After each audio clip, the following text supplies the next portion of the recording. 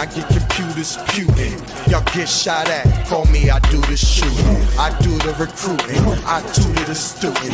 I nurture their brain, I'm moving the movement. Whoever Buddha's a Buddha, that's Judas a Judah. I got Luga to Ruga, hit from Ruda to Tutor, chick from Huda to Huda. I put two in producers, I'm the real ball story, the loser Hoosiers. I rock mostly dosing, I roll mostly doling. Buy this car to drive to work to pay for this car. Buy this car to drive to work to work. Welcome to Yellow Brick Road. I am Jordan, and today... Merry Christmas. What? And today, we're going to do a full watch-along, fully watched, in-your-face, no hiding it behind screen, fully watch a documentary. This will be on Yellow Brick Road, and it will be on Art is Dead. It'll be on both channels. Full watch-along. Yeah, that's it. Before I get started, don't forget to share, support, or hopefully donate to all the links in the description box on the Yellow Brick Road channel. It won't be on Art is Dead channel, but Yellow Brick Road channel, you'll see all the links. Click on them, share them, read the stories, then donate. Thank you. All right, so today, a little treat here. We're going to play the Corbett Report documentary, The World War I Conspiracy. Now, if conspiracies hurt your heart or your mind or you get butthurt about it, maybe walk away. But if you're interested in some maybe alternative information that you're maybe not used to, I think this documentary works. And either way, whether I agree or disagree with the information, I think it's still interesting and worth looking at. And Corbett is probably one of the best. He's an info guy. He's an info guy. Like straight up. Guys like him and T-Lav and these guys, they go over information nonstop. They link all of it so you can find it if you want to look for it. And this is one of those documentaries that I've seen years ago that I think is worth showing. And hopefully, I already know it's not going to be copyrighted. What I'm worried about is YouTube be like, wait a minute. World War I conspiracy, ban them. That's the thing I'm worried about. That's it. Other than that, I think we're fine. We're flying high here, right here. So, without further ado, unless anyone want to say anything before I hit play? Once I hit play, I'm letting it play. I'm not gonna. The Jews pause done it, right?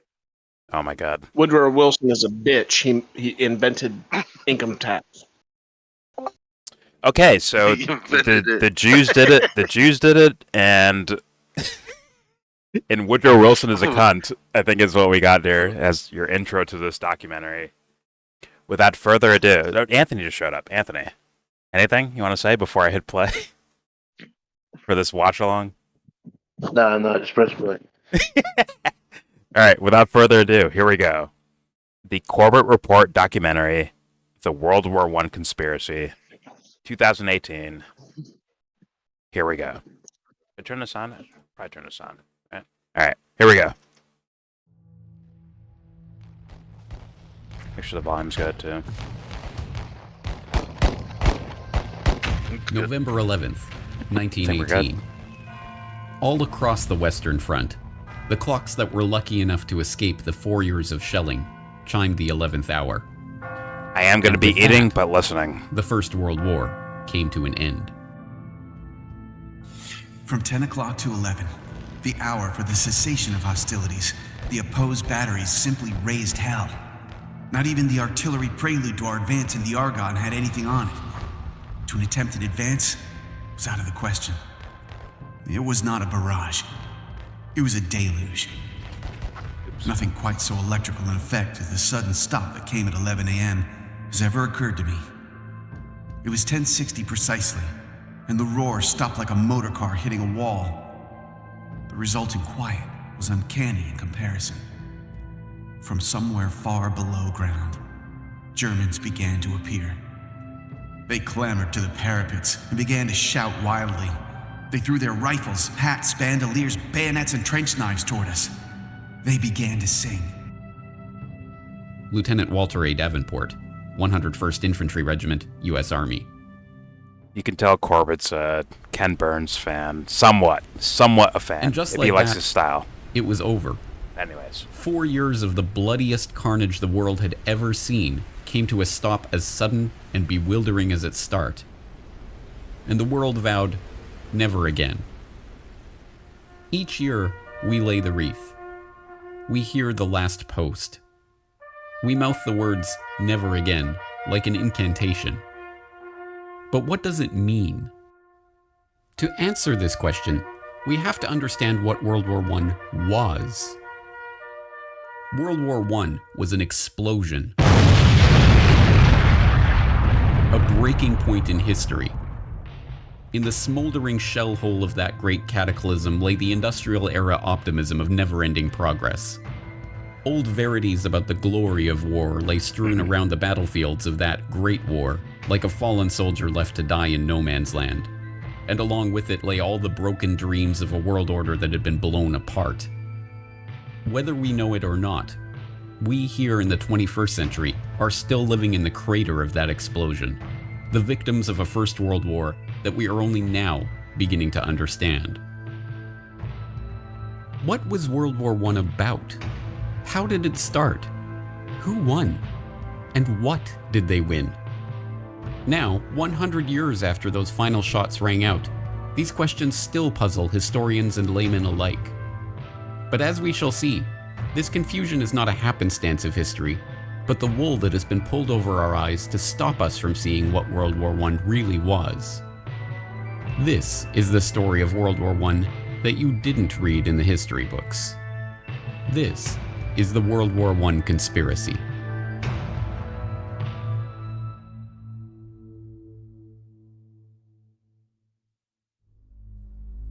Part 1.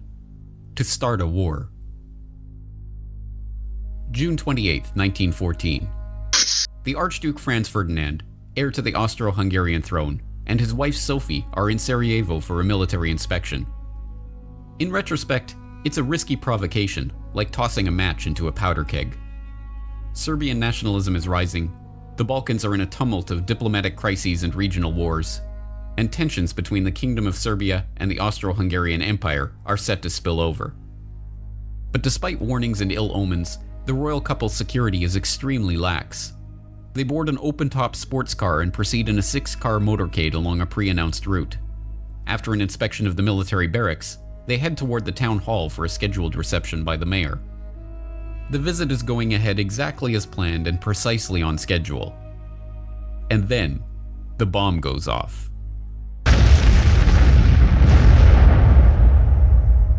As we now know, the motorcade was a death trap.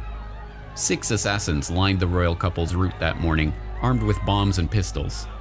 The first 2 failed to act, but the third, Nedeljko Chabrinovic, panicked and threw his bomb into the folded back of the Archduke's convertible. It bounced off onto the street, exploding under the next car in the convoy. Franz Ferdinand and his wife, unscathed, were rushed onto the town hall, passing the other assassins along the route too quickly for them to act. Having narrowly escaped death, the Archduke called off the rest of his scheduled itinerary to visit the wounded from the bombing at the hospital. By a remarkable twist of fate, the driver took the couple down the wrong route and, when ordered to reverse, stopped the car directly in front of the delicatessen where would-be assassin Gavrilo Princip had gone after having failed in his mission along the motorcade. There, 1.5 meters in front of Princip, was the Archduke and his wife. He took 2 shots, killing both of them. Yes, even the official history books, the books written and published by the winners, record that the First World War started as the result of a conspiracy. After all, it was, as all freshman history students are taught, the conspiracy to assassinate the Archduke Franz Ferdinand that led to the outbreak of war. That story, the official story of the origins of World War I, is familiar enough by now. In 1914, Europe was an interlocking clockwork of alliances and military mobilization plans that, once set in motion, ticked inevitably toward all-out warfare. The assassination of the Archduke was merely the excuse to set that clockwork in motion, and the resulting July crisis of diplomatic and military escalations led with perfect predictability to continental and, eventually, global war. In this carefully sanitized version of history, World War I starts in Sarajevo on June 28, 1914. But this official history leaves out so much of the real story about the build-up to war that it amounts to a lie. But it does get one thing right. The First World War was the result of a conspiracy. To understand this conspiracy, we must turn not to Sarajevo and the conclave of Serbian nationalists plotting their assassination in the summer of 1914, but to a chilly drawing room in London in the winter of 1891. There, three of the most important men of the age, men whose names are but dimly remembered today, are taking the first concrete steps toward forming a secret society that they have been discussing amongst themselves for years. The group that springs from this meeting will go on to leverage the wealth and power of its members to shape the course of history and, 23 years later, will drive the world into the first truly global war. Their plan reads like outlandish historical fiction. They will form a secret organization dedicated to the extension of British rule throughout the world and the ultimate recovery of the United States of America as an integral part of a British empire. The group is to be structured along the lines of a religious brotherhood. The Jesuit order is repeatedly invoked as a model, divided into two circles. An inner circle, called the Society of the Elect, who are to direct the activity of the larger outer circle, dubbed the Association of Helpers, who are not to know of the inner circle's existence. British rule and inner circles and secret societies. If presented with this plan today, many would say it was the work of an imaginative comic book writer. But the three men who gathered in London that winter afternoon in 1891 were no mere comic book writers. They were among the wealthiest and most influential men in British society, and they had access to the resources and the contacts to make that dream into a reality. Present at the meeting that day, William T. Stead, famed newspaper editor whose Pall Mall Gazette broke ground as a pioneer of tabloid journalism and whose Review of Reviews was enormously influential throughout the English-speaking world. Reginald Brett, later known as Lord Esher, an historian and politician who became friend, confidant, and advisor to Queen Victoria, King Edward VII, and King George V, and who was known as one of the primary powers behind the throne of his era. And Cecil Rhodes, the enormously wealthy diamond magnate whose exploits in South Africa and ambition to transform the African continent would earn him the nickname of Colossus by the satirists of the day. But Rhodes's ambition was no laughing matter. If anyone in the world had the power and ability to form such a group at the time, it was Cecil Rhodes. Richard Grove, historical researcher and author, tragedyandhope.com. Cecil Rhodes also was from Britain. He was educated at Oxford, but he only went to Oxford after he went to South Africa. He had an older brother. He follows him to South Africa. The older brother was working in the diamond mines, and by the time Rhodes gets there, he's got a setup, and his brother says, I'm going to go off and dig in the gold mines. They just found gold.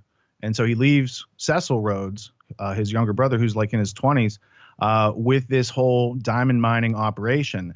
Rhodes then goes to Oxford, comes back down to South Africa with the help of Lord Rothschild, who had funding efforts behind De Beers and taking advantage of that situation. And from there, they start to use there's no other term than slave labor, which then turns in later to the apartheid policy of South Africa. Well, Rhodes was particularly important because in many ways, at the end of the 19th century, he seriously epitomized where capitalism was, where wealth really lay. Jerry Docherty, World War I scholar and co-author of Hidden History, The Secret Origins of the First World War. Rhodes had the money and he had the contact. He was a great Rothschild man, and his mining wealth was literally uncountable. He wanted to associate himself with Oxford because Oxford gave him the kudos of the university of knowledge, of that kind of power. And in fact, that was centered in a very secretive place called All Souls College. Still, you'll find many references to All Souls College and people behind the curtain and such phrases, power behind thrones. Rhodes was centrally important in actually putting money up in order to begin to gather together like-minded people of great influence. Rhodes was not shy about his ambitions, and his intention to form such a group were known to many. Throughout his short life, Rhodes discussed his intentions openly with many of his associates who, unsurprisingly, happened to be among the most influential figures in British society at that time. More remarkably, this secret society, which was to wield its power behind the throne, was not a secret at all.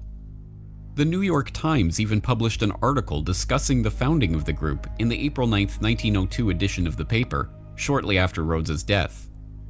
The article, headlined "Mr. Rhodes's Ideal of Anglo-Saxon Greatness," and carrying the remarkable subhead, "He believed a wealthy secret society should work to secure the world's peace and a British-American Federation," summarized this sensational plan by noting that Rhodes's idea for the development of the English-speaking race was the foundation of a society copied, as to organization, from the Jesuits. Noting that his vision involved uniting the United States Assembly and our House of Commons to achieve the peace of the world, the article quotes Rhodes as saying, "The only thing feasible to carry out this idea is a secret society gradually absorbing the wealth of the world." This idea is laid down in black and white in a series of wills that Rhodes wrote throughout his life. Wills that not only laid out his plan to create such a society and provided the funds to do so, but, even more remarkably, were collected in a volume published after his death by co-conspirator William T. Stead. Rhodes also left his great deal of money, not having any children, not having married, dying at a young age, left it in a very well-known last will and testament, of which there were several different editions, naming different benefactors, naming different executors. So in 1902, Cecil Rhodes dies. There's a book published. It contains his last will and testament. The guy who wrote the book, William T. Stead, was in charge of a British publication called the Review of the Reviews. He was part of Rhodes's roundtable group. He at one time was an executor for the will.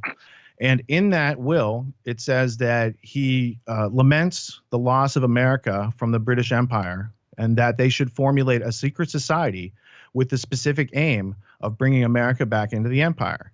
Then he names all the countries that they need to include in this list to have world domination, to have an English-speaking union, to have British race as the enforced culture on all countries around the world. The will contains the goal. The goal is amended over a series of years and supported and used to gain support. And then by the time he dies in 1902, there's funding, there's a plan, there's an agenda, there's working groups, and it all launches and then takes hold. And then not too long later, you've got World War I. And then from that, you've got World War II. And then you've got a century of control and slavery that really could have been prevented. When, at the time of Rhodes' death in 1902, this secret Finish society my food, decided I'm ready. to partially reveal itself, Yes. it did so under the cloak of peace. It was only because they desired world peace, they insisted, that they had created their group in the first place, and only for the noblest of reasons that they aimed to gradually absorb the wealth of the world. But contrary to this pacific public image, from its very beginnings, the group was interested primarily in war. In fact, one of the very first steps taken by this Rhodes Roundtable, as it was known by some, was to maneuver the British Empire into war in South Africa.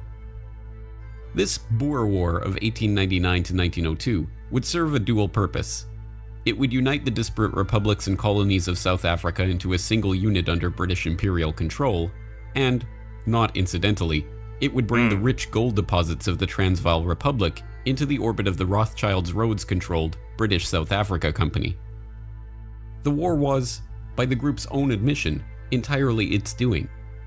The point man for the operation was Sir Alfred Milner, a close associate of Rhodes and a member of the secret society's inner circle who was then the governor of the British Cape Colony.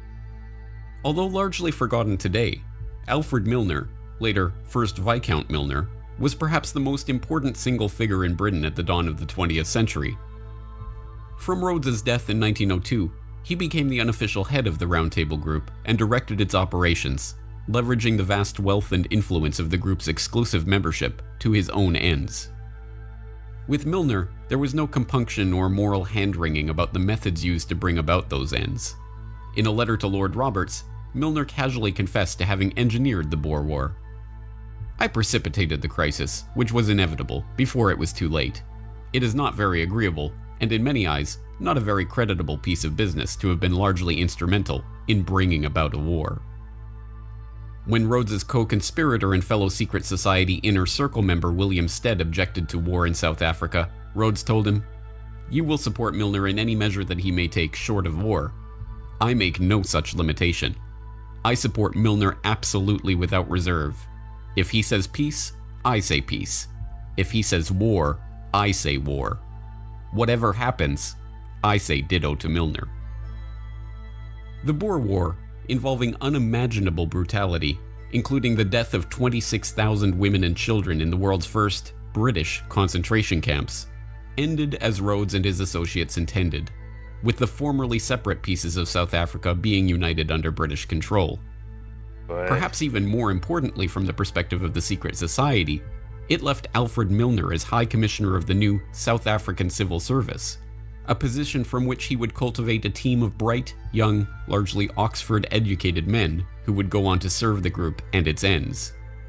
And from the end of the Boer War onward, those ends increasingly centered around the task of eliminating what Milner and the Round Table perceived as the single greatest threat to the British Empire: Germany.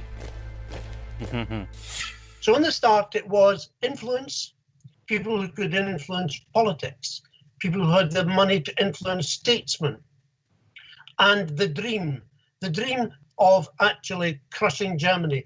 This was the basic mindset of this group as it gathered together. Germany.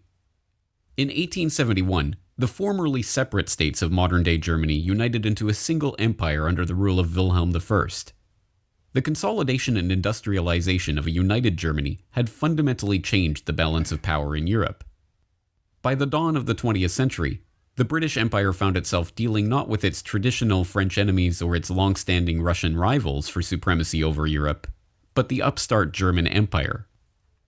Economically, technologically, even militarily, if the trends continued, it would not be long before Germany began to rival and even surpass the British Empire. For Alfred Milner and the group he had formed around him out of the old Rhodes Round Table Society, it was obvious what had to be done. To change France and Russia from enemies into friends as a way of isolating and, eventually, crushing Germany. Peter Hoff, author of The Two Edwards, How King Edward VII and Foreign Secretary Sir Edward Grey Fomented the First World War. Like the geopolitical games that are played. Yes, well, from the British perspective, Germany, after their unification in 1871, they became very strong very quickly. And this, over time, this worried the British more and more. They began to think that Germany represented a challenge to their world hegemony.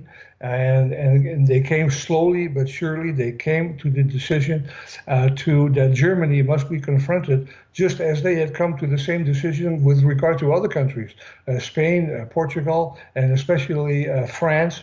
And now Germany. German finished goods were marginally better than those of Britain. They were building ships that were marginally better than those of Britain. And all of this, British leaders slowly came to the decision that Germany needed to be confronted while it was still possible to do so. It might not be possible to do so if they waited too long. And so this is how the decision crystallized. Germany, I think that Britain might possibly have sounds almost like Russia. The German ascendants, but they had something that was close at hand. Then that was the Franco-Russian alliance, and they thought if they could hook in with that alliance, then they had the possibility of defeating Germany quickly and without too much trouble. And that is basically what they did. But crafting an alliance with two of Britain's biggest rivals and turning public opinion against one of its Russia dearest gets too continental friends powerful and was no mean feat. influential.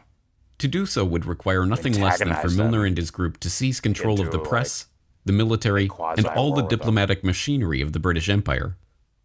And so that's exactly what they did. The first major coup occurred Not in saying I'm Team 1899, Russia, by the way. while Milner was still in South Africa launching the Boer War. That year, the Milner Group ousted Donald Mackenzie Wallace, the director of the Foreign Department at the Times, and installed their man, Ignatius Valentine Chiral.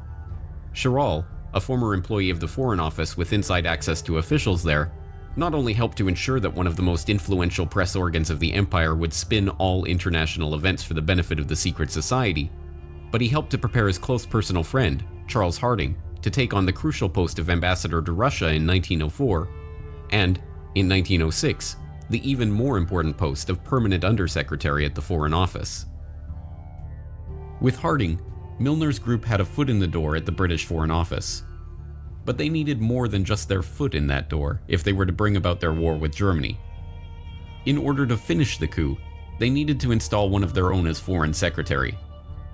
And, with the appointment of Edward Grey as Foreign Secretary in December of 1905, that's precisely what happened. Sir Edward Grey was a valuable and trusted ally of the Milner Group. He shared their anti-German sentiment and, in his important position of Foreign Secretary, showed no compunction at all about using secret agreements and unacknowledged alliances to further set the stage for war with Germany.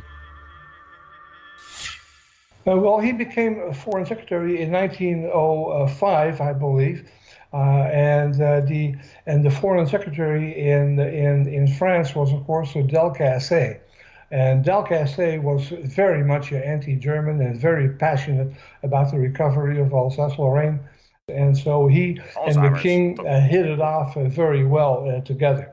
And Edward Grey shared this anti-German feeling with the king, as I explained in my book how he came to have that attitude about Germany. But in any case, he had the same attitude with the king, and they worked very well together. And Edward Grey very freely acknowledged the heavy role that the king played in British foreign policy, and he said that this was not a problem because he and the king were in an agreement on most issues, and so they worked very well together. The pieces were already beginning to fall into place for Milner and his associates. With Edward Grey as Foreign Secretary, Harding as his unusually influential Undersecretary, Rhodes' co-conspirator Lord Esher installed as Deputy Governor of Windsor Castle, where he had the ear of the king, and the king himself, whose unusual hands-on approach to foreign diplomacy and whose wife's own hatred of the Germans dovetailed perfectly with the group's aims. The diplomatic stage was set for the formation of the Triple Entente between France, Russia, and Great Britain. With France to the west and Russia to the east, England's secret diplomacy had forged the two pinchers of a German-crushing vice. All that was needed was an event that the group could spin to its advantage to prepare the population for war against their former German allies. Time and again throughout the decade leading up to the Great War, the group's influential agents in the British press tried to turn every international incident into another example of German hostility. When the Russo-Japanese War broke out, rumors swirled in London that it was in fact the Germans that had stirred up the hostilities. The theory went that Germany, in a bid to ignite conflict between Russia and England, who had recently concluded an alliance with the Japanese, had fanned the flames of war between Russia and Japan. The truth, of course, was almost precisely the opposite. Lord Lansdowne had conducted secret negotiations with Japan before signing a formal treaty in January 1902. Having exhausted their reserves building up their military, Japan turned to Cecil Rhodes' co-conspirator Lord Nathan Rothschild to finance the war itself. Denying the Russian Navy access to the Suez Canal and high-quality coal, which they did provide to the Japanese, the British did everything they could to ensure that the Japanese would crush the Russian fleet, effectively removing their main European competitor for the Far East. The Japanese Navy was even constructed in Britain, but these facts did not find their way into the Milner-controlled press. When the Russians accidentally fired on British fishing trawlers in the North Sea in 1904, killing 3 fishermen and wounding several more, the British public was outraged. Rather than whip up the outrage, however, The Times and other mouthpieces of the secret society instead tried to paper over the incident. Meanwhile, the British Foreign Office outrageously tried to blame the incident on the Germans, kicking off a bitter press war between Britain and Germany.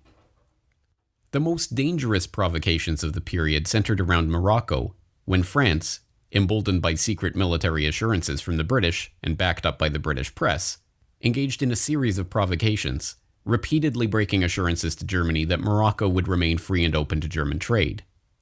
At each step, Milner's acolytes, both in government and in the British press, cheered on the French and demonized any and every response from the Germans, real or imagined. Given that we're living in a world of territorial aggrandizement, there was a concocted incident over Morocco, and the allegation that Germany was secretly trying to take over the British-French influence in Morocco, and that literally was nonsense. But it was blown up into an incident, and people were told, prepare. You had better prepare yourself for the possibility of war, because we will not be dictated to by that Kaiser person over in Berlin. One of the incidents, which I would need to make reference to get the date perfectly right, referred to a threat. Well, it was portrayed as a threat. It was no more than a threat than a fly would be if it came into your room at the present moment, of a gunboat sitting off the coast of Africa.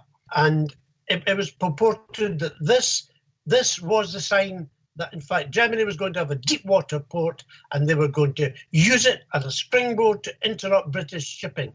When we researched it, Jim and I discovered that the size of that so-called gunboat was physically smaller than the King of England's royal yacht.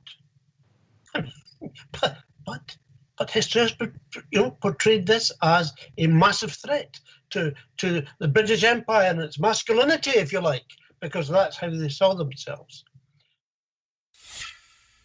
Ultimately, the Moroccan crises passed without warfare because, despite the best efforts of Milner and his associates, cooler heads prevailed. Likewise, the Balkans descended into warfare in the years prior to 1914, but Europe as a whole didn't descend with them. But, as we well know, the members of the Round Table in the British government, in the press, in the military, in finance, in industry, and in other positions of power and influence eventually got their wish. Franz Ferdinand was assassinated, and within a month, the trap of diplomatic alliances and secret military compacts that had been so carefully set was sprung. Europe was at war. In retrospect, the machinations that led to war are a masterclass in how power really operates in society. The military compacts that committed Britain, and ultimately the world, to war had nothing to do with elected parliaments or representative democracy. When Conservative Prime Minister Arthur Balfour resigned in 1905, deft political manipulations ensured that members of the Round Table, including Herbert Henry Asquith, Edward Grey, and Richard Haldane, three men who Liberal leader Henry Campbell Bannerman privately accused of Milner worship, seamlessly slid into key posts in the new Liberal government and carried on the strategy of German encirclement without missing a step. In fact, the details of Britain's military commitments to Russia and France, and even the negotiations themselves, were deliberately kept hidden from members of Parliament and even members of the cabinet who were not part of the secret society. It wasn't until November 1911, a full 6 years into the negotiations, that the cabinet of Prime Minister Herbert Henry Asquith started to learn the details of these agreements that had been repeatedly and officially denied in the press and in Parliament. This is how the cabal functioned: efficiently, quietly, and, convinced of the righteousness of their cause, completely uncaring about how they achieved their ends.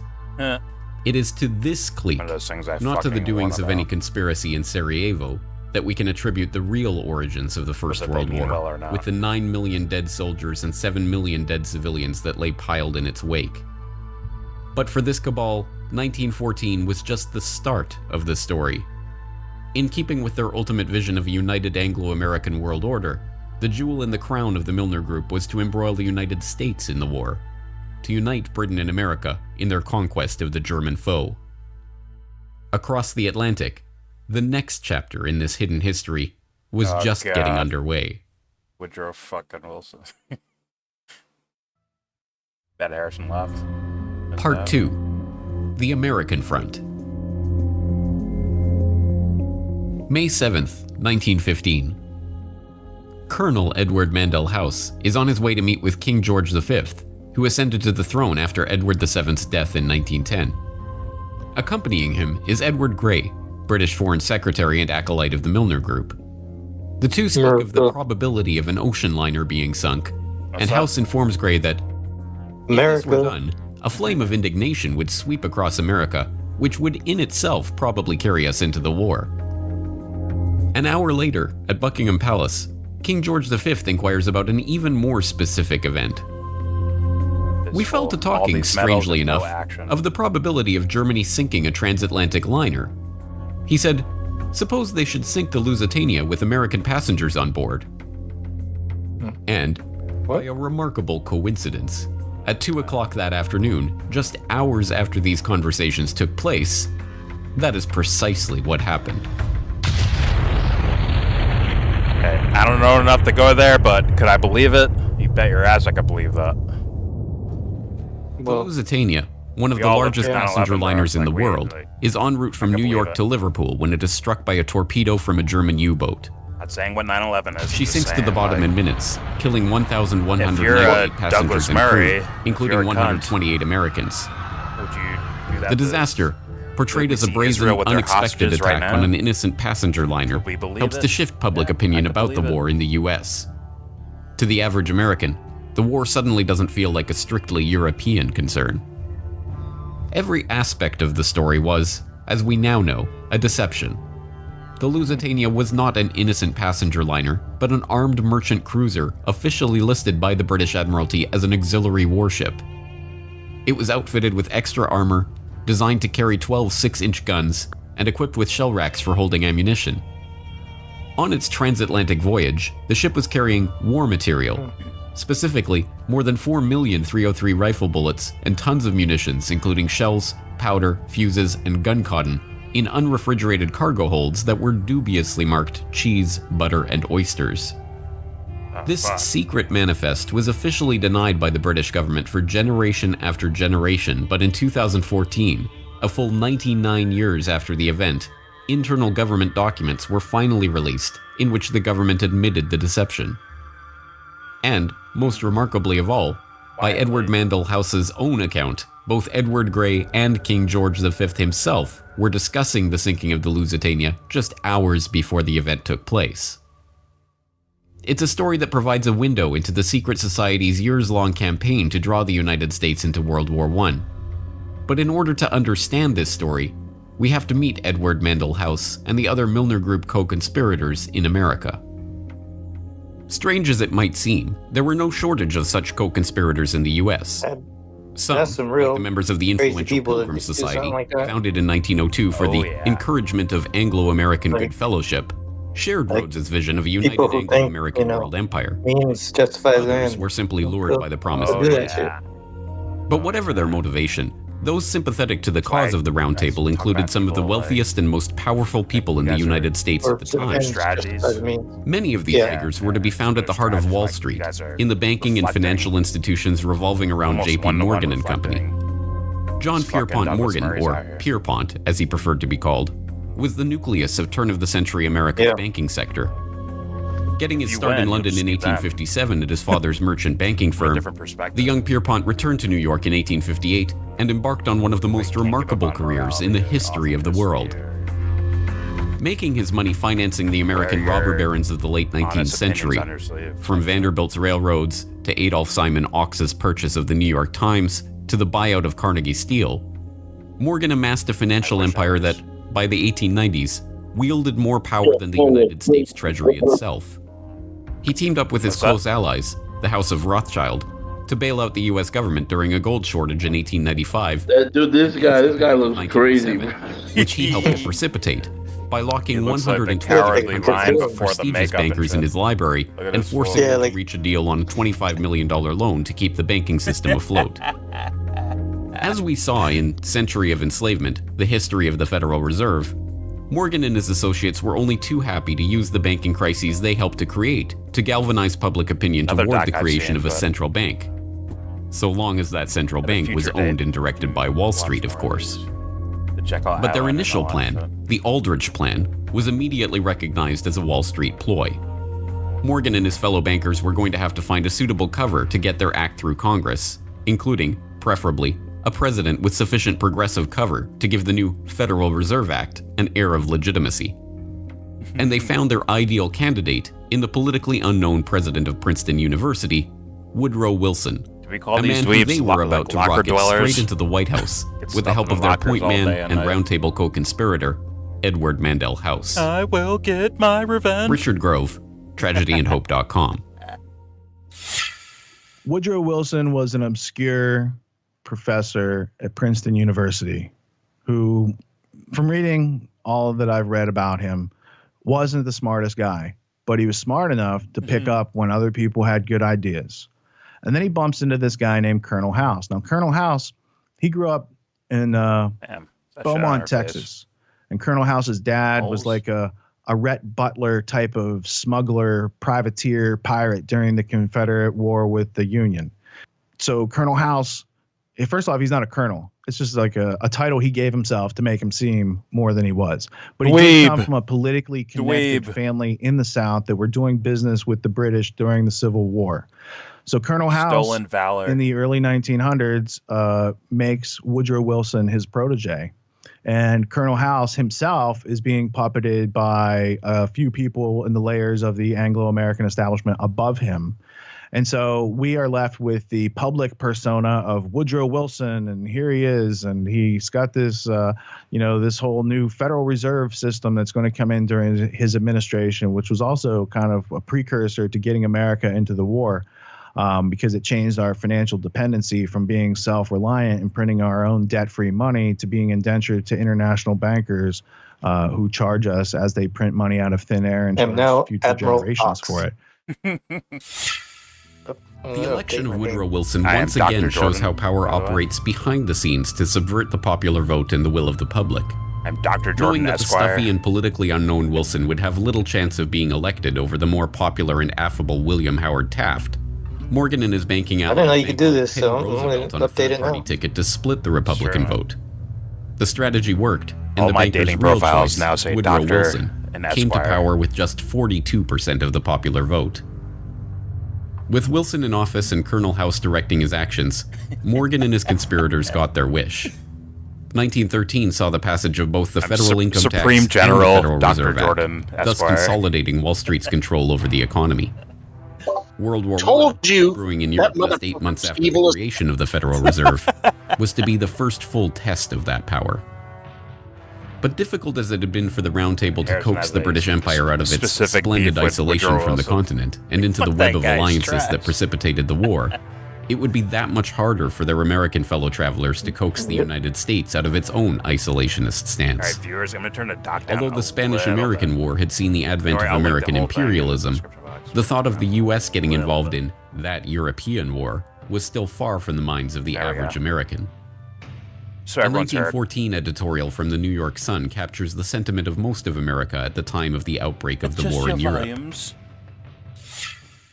There is nothing reasonable in such a war as that for which Europe has been making ready, and it would be folly for this country to sacrifice itself to the frenzy of dynastic policies and the clash of ancient hatreds which is urging the old world to its destruction.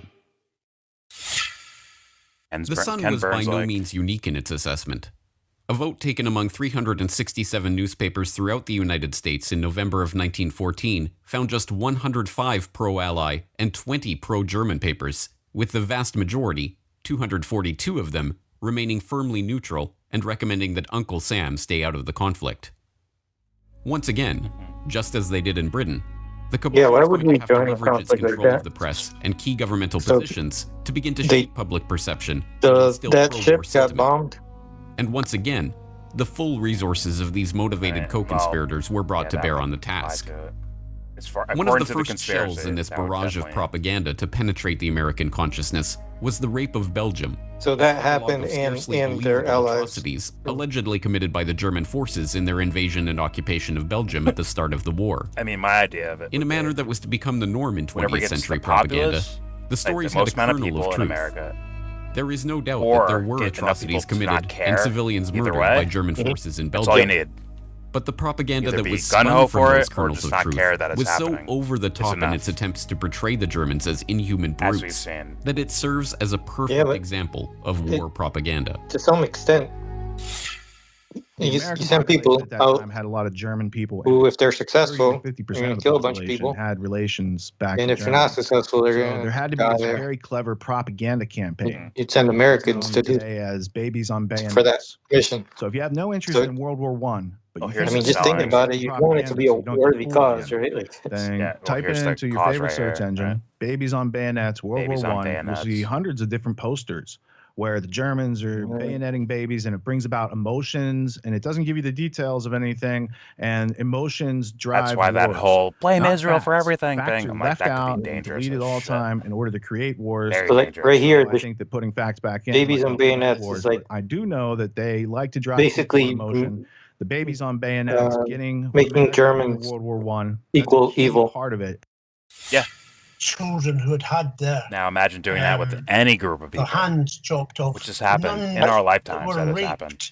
Shocking. Yeah, I remember after shocking 9/11, or maybe it was the before, Canadian officer we actually who was called the nailed Axis to of St. Evil. Andrew's cross on a to church become- door and left So them like to we bleed use to that death. term officially, These were the great myths which peddled means that in you order kill them to because that would defame be good, I guess.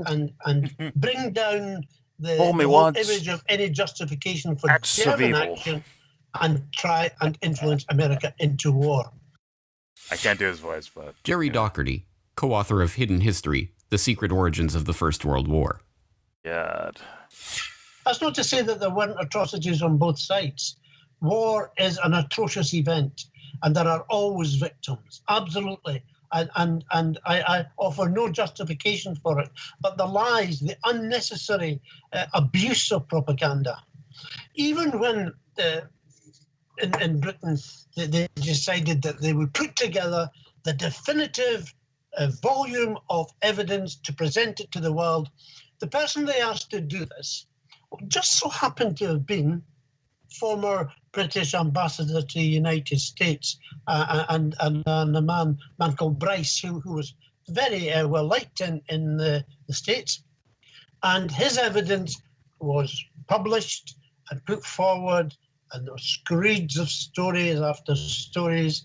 But then later it was discovered that, in fact, the people who took the evidence hadn't been allowed to speak to any of the Belgians directly, that in fact what they were doing is they were listening to a middleman or agents who had supposedly taken these stories, and when one of the official committee said, well, hold on, can I speak to can I speak to someone directly? No. No. He resigned. He wouldn't allow his name to be put forward with the and that's the extent to which, this is false history. It's not even And believe it or not, call it fake as news. much It's as just people want to disgusting. think they're smarter nowadays, they're The campaign requiring had its less intended and less effect. to do what they're doing in the world. Horrified by the stories emerging from Belgium, As far as state stories departments picked up and of amplified by the countries members all over of the the Round world, Table in the British press, they don't including the even need influential any of this Times shit and the lurid to Daily do what they're Mail, doing. They run just by do it. Milner ally Lord Northcliffe. American public opinion began to shift away from viewing And the to war watch as some a of these European content creators squabble kind about of an like assassinated blindly, archduke, like not and not even toward blind. viewing the Sometimes war their as a eyes are struggle open against and they the know, evil and they're like, Germans "Yo, I and work their for these guys, sins so I'm against gonna bullshit for civilization." them." Like Timmy Pool. The culmination of Guy this like that, propaganda right? campaign was the release of the report of the Committee on Where there's Alleged shit right in German your face, and Outrages, yet he better known lies as the to you Bryce anyways. Report, compiled for His Britannic Majesty's government and presided over by Viscount That's James why I call Bryce, these things who, IQ tests, not bro. coincidentally, was the former British ambassador to People America buy and a into certain personal things friend of with no Woodrow question. Wilson. No question. The report was a sham, It's based on embarrassing. 1,200 depositions collected by examiners who had no authority to administer an oath. The committee, which was not allowed to speak to a single witness itself,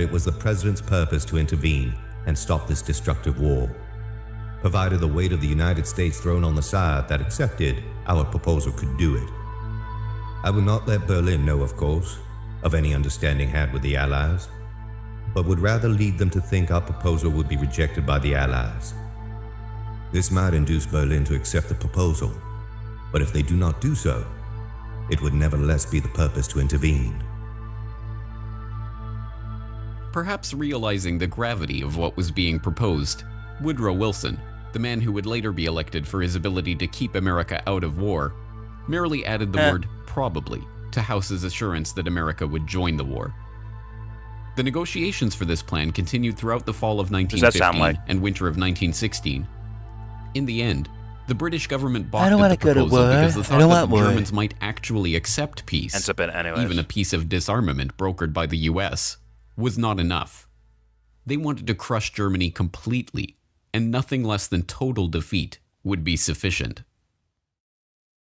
Another pretense would have to be manufactured to embroil the US in the war. When, on the morning of May 7, 1915, House assured Grey and King George that the sinking of the Lusitania would cause a flame of indignation to sweep across America, he was correct.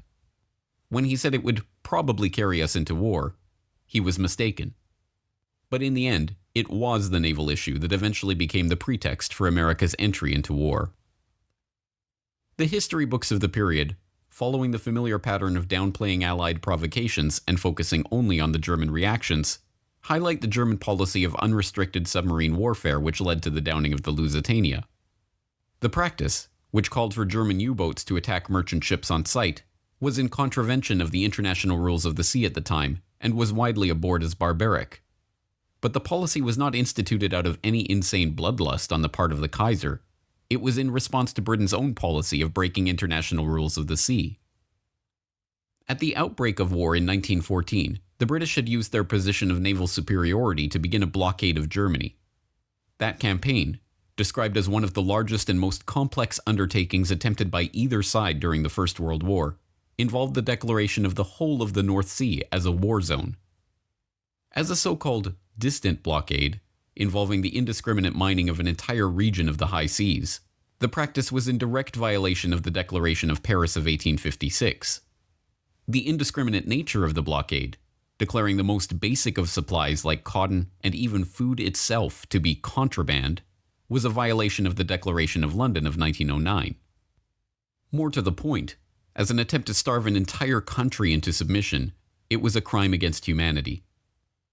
Eventually reduced to a starvation diet of 1,000 calories per day, tuberculosis, rickets, edema, and other maladies began to prey at those Germans who did not succumb to hunger. By the end of the war, the National Health Office in Berlin calculated that 763,000 people had died as a direct result of the blockade. Perversely, the blockade did not look what's end happening with in the war. Gaza. Holy shit. In fact, with Germany's Baltic look at coast that. now effectively added to the blockade, the starvation actually continued and even intensified into 1919. Faced with protestations from the Austrian ambassador about the illegality of the British blockade, Colonel House, now America's de facto president, merely observed, "He forgets to add that England is not exercising her power in an objectionable way, for it is controlled by a democracy." This double standard was not the exception, but the rule when it came to those in America's East Coast establishment who were hungry to see the US join the Allies on the battlefields of Europe. As historian and author Ralph Ryko explained in a 1983 lecture, it was these double standards that led directly to America's entry into the war. The Wilson administration now takes the position which will ultimately lead to war. The German government is to be held strictly accountable for the death of any Americans on the high seas, regardless of circumstances. The Germans Sounds like say, Iran, huh? Let's see if we can live with this, as long as you're willing to put pressure on the British to have them modify their violations of international law. That is, they're placing food on the list of contraband materials, which had never been done before. The British, as you know, take your merchant ships off the high seas on the way to Rotterdam. They say anything that goes to Rotterdam, Iran or Germany, so they take compared American ships to, off the high seas. Great War. The British have put cotton cotton on the list of contraband. I mean, what's happening now? Confiscating these materials. They interfere with letters going to the continent because they think there's military intelligence possibly involved. The British are imposing in many ways. I think he's saying that on what's Americans. happening. So, this shit is a micro, or what's happening now is a microcosm as far as submarines go. These type of wars. This was not to be the case. So Gaza and Iran are a microcosm compared to the Great War. You can't compare it. One It's reason is stupid. the American ambassador. The American ambassador to London, it is comparable. Walter Hines Page, was an extreme Anglophile. Whatever happens, one time, meaning like it's just he smaller gets a message scale, from the State Department saying, "Tell the British they have to stop what does that interfering mean, like, with American mail that you can't shipments compare it to neutral ports." And strategy-wise, so goes to far, the British Foreign Minister Edward Grey and says, "Look at the message I just got from Washington. Let's get together." I mean, and they're try to blaming get so many incidents in the this Middle was, East on his Iran. attitude. The The British were American never to help establishment is doing the same that. standard as the Germans. if we end up going to war with Iran, would it be less of a microcosm? Who in previous years had been Same a great tactics. friend of the Kaisers and a great admirer of Germany, now says we have to get into this war right away. Besides that, there's a campaign for preparedness, for building up the American Army, the American Navy, drilling American citizens in combat techniques. There's a kind of hysteria, really, that travels over the country, considering that there's, at this time, certainly, no chance of some kind of immediate threat to the United States. And people like Roosevelt and Wilson begin talking in a very unfortunate way. Wilson says, for instance, in America we have too many hyphenated Americans. Of course, he meant German Americans, Irish Americans. And these people are not totally loyal to our country. Already scapegoats are being looked for. That also reminds you of today, doesn't it? Roused. Crazy. In January, this diplomatic negotiation. Behavior. Look at that. But these guys are more American than these other guys. For like the next few years. In I heard that. January of 1917, the Americans not having been able to the budge idea the of British people in who the have least lived here on for any British violation decades, of American maybe rights. a little bit less than The that. British blockade Went to our schools and all that the stuff. Germans really feeling hunger. Somehow less like us. In a very literal sense, especially the people on the home front. And usually do that with people you're gearing up to go to war with, and generals right? to begin unrestricted submarine warfare around the British Isles. You dehumanize what's happening The American in other position countries. by this time had solidified. And had become anyone a totally who makes rigid any noise one. about it. And when all is said and done, when you go through all of the back and forth memoranda and notes and principles established, the United States went to war against Germany in 1917 for the right of Americans to travel in armed, belligerent merchant ships carrying munitions through war zones. Wilson's position was that even in that case, the Germans simply had no right But the Yemen thing was for the ship, as long as there are to Americans have on the commerce ship. through that area, right? Shall I repeat that? Say that again? Armed, Sorry. belligerent, that is to say, The Yemen bombing, armed English we were saying merchant ships carrying munitions. we need our merchant ships could to be not able to go fired through there. upon by the Germans as long that's as there were official. American citizens on board. Official reason, right? And Why it was we for the right bombing of them? Americans to go into the war Yeah, zone but people on have such vessels. basically agreed that finally only went to war. 3% of the ships going through there are American.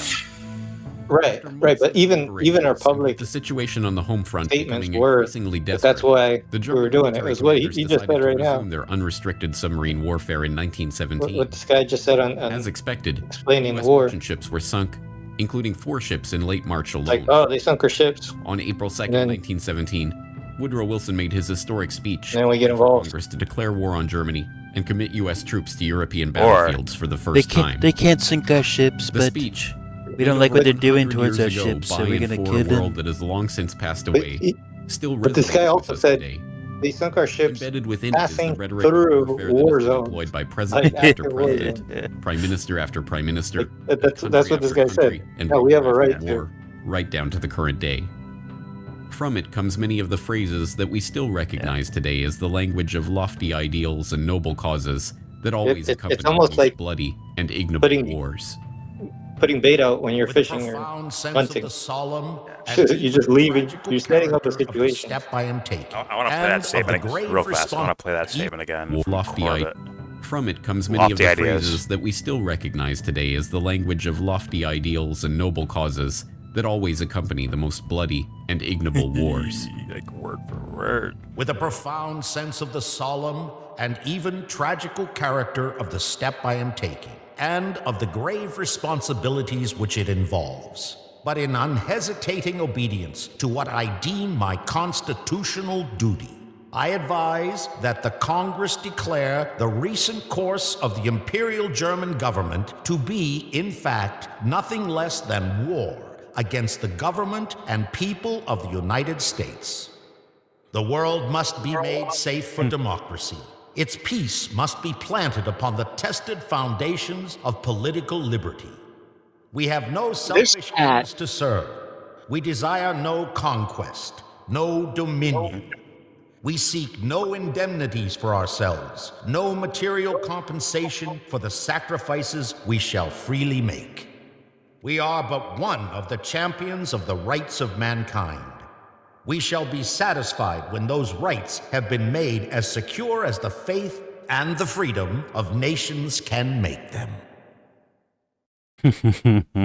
Wilson is the cat that is responsible why you the US have to Congress lose issued a 30% of your income war every year. against the Imperial German government. Inside the White House, President Woodrow Wilson conferred with advisors, then signed the proclamation of war against Germany. Everywhere there was cheering and waving of flags. The point is, for me, Hindsight or I see the cynicism might make parallels us smile at of the thought modern that war government was statements, that great and then you see their adventure actual actions. Approximately 30% of your income every year. major conflict excites so many to Okay. such heights of elation. Naive? Fair enough. But here I'm was a looking, once again, I'm generation of looking young more men at yet saturated by the paralyzing the variety comparison of between self-analysis. what this guy's saying temporary. versus They believe. modern day presidencies. Except Trump is a little bit more blatant. And people fall for that somehow. Look, he's making peace. How do you know? He said it. That's it. He said words out loud. Got it. All along the Western Front, the Allies rejoiced. The Yanks were coming. House, the Milner Group, the Pilgrims, the Wall Street financiers, and all of those who had worked so diligently for so many years to bring Uncle Sam into war had got their wish. And before the war was over, millions more casualties would pile up. Carnage the likes of which the world had never seen before had been fully unleashed. The trenches and the shelling, the no man's land and the rivers of blood, the starvation and the destruction, the carving up of empires, and the eradication of an entire generation of young men. Why? What was it all for? What did it accomplish? What was the point? To this day, over 100 years later, we still look back on the horrors of that great war with confusion. For so long we have been told non-answers about incompetent generals and ignorant politicians. It's the senselessness of war the teachers of this fraudulent and partial history have told us with a shrug. But, now that the players who worked to set the stage for this carnage have been unmasked, these questions can finally be answered. Good luck answering that, but... Part 3. Fair enough. A New World Order. It's a big question. Just saying. February 21st, 1916. A week of rain, wind, and heavy fog along the Western Front finally breaks, and for a moment there is silence in the hills north of Verdun. That silence is broken at 7:15 a.m. when the Germans launch an artillery barrage heralding the start of the largest battle the world had ever seen. Thousands of projectiles are flying in all directions, some whistling, others howling, others moaning low, and all uniting in one infernal roar. From time to time, an aerial torpedo passes, making a noise like a gigantic motor car. With a tremendous thud, A giant shell bursts quite close to our observation post, breaking the telephone wire and interrupting all communication with our batteries. A man gets out at once for repairs, crawling along on his stomach through all this place of bursting mines and shells. It seems quite impossible that he should escape in the rain of shell, which exceeds anything imaginable. There has never been such a bombardment in war. Our man seems to be enveloped in explosions and shelters himself from time to time in the shell craters which honeycomb the ground. Finally, he reaches a less stormy spot, mends his wires, and then, as it would be madness to try to return, settles down in a big crater and waits for the storm to pass. Beyond, in the valley, dark masses are moving over the snow-covered ground. It is the German infantry advancing in packed formation along the valley of the attack. They look like a big gray carpet being unrolled over the country. We telephone through to the batteries, and the ball begins. The sight is hellish. In the distance, in the valley, and upon the slopes, regiments spread out, and as they deploy, fresh troops come pouring in. There's a whistle over our heads. It is our first shell. It falls right in the middle of the enemy infantry. We telephone through, telling our batteries of their hit, and a deluge of heavy shells is poured on the enemy. Their position becomes critical. Through glasses, we can see men maddened, men covered with earth and blood, falling one upon the other. When the first wave of the assault is decimated, the ground is dotted with heaps of corpses. But the second wave is already pressing on.